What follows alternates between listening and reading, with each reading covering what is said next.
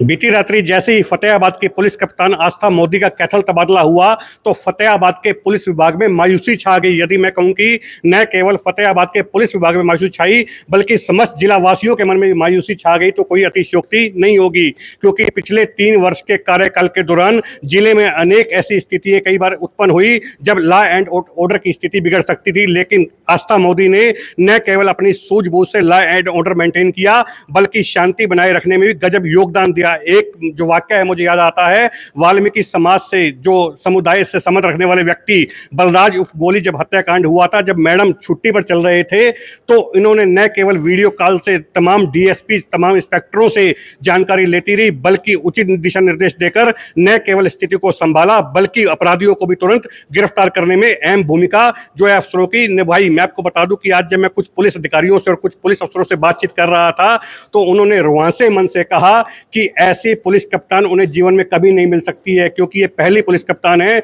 जिन्होंने बड़ी बहन और मां की तरह उन्हें प्यार किया है। गलती होने पर न केवल डांटा है बल्कि प्यार से समझाया भी है। आज आस्था मोदी मैडम से जानकारी ले लेते हैं कि पिछले 3 वर्षों से कार्यरत आज क्या कुछ संजो कर यहाँ से जा रही है। बहुत बहुत स्वागत है मैम। जी जी, बहुत ही प्लेजेंट और अच्छा एक्सपीरियंस रहा फतेहाबाद में कार्यरत होने का। अभी मैं थोड़े दिन पहले मुलाजिमों से भी सबसे बातचीत जो अभी कर रहे थे तो उसमें भी मैंने ये कहा कि मतलब टेन्योर लंबा तो था ही पर साथ में अच्छा भी बहुत था। चैलेंजेस कई आए, इलेक्शंस थे, हमने बल्कि ये पिछले 1 वर्ष में 4 इलेक्शन कराए, लोकसभा, विधानसभा, गुरुद्वारा प्रबंधक कमेटी और एमसी के। उससे पहले मेरे ही कार्यकाल में हमने पंचायत के इलेक्शंस भी कराए।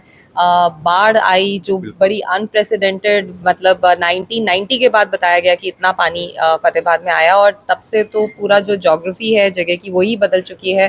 पॉपुलेशन में कोई कंपैरिजन नहीं है 30-35 इयर्स के बाद अगर इस तरह का इंसिडेंट होता है।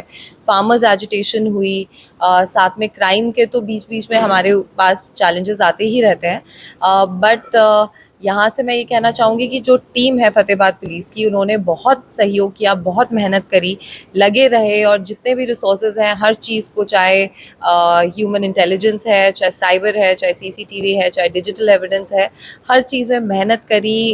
इतने डिफ़िकल्ट केसेस थे। एक केस था जिसमें एक फिरौती का केस था जिसमें अक्यूज नेपाल में बैठा था और वो बॉर्डर पे जाके डोंगल यूज़ करके between Bihar and Nepal move करता था। उस तरह के केसेस में भी मतलब कई महीने जिसमें मेहनत करनी पड़ी हमें, उसके बावजूद हमारी मेहनत थी और जैसे कि मैंने कहा कि साफ मन से जो काम किया जाता है उसका फल भी मिलता है, तो भगवान ने भी सपोर्ट किया।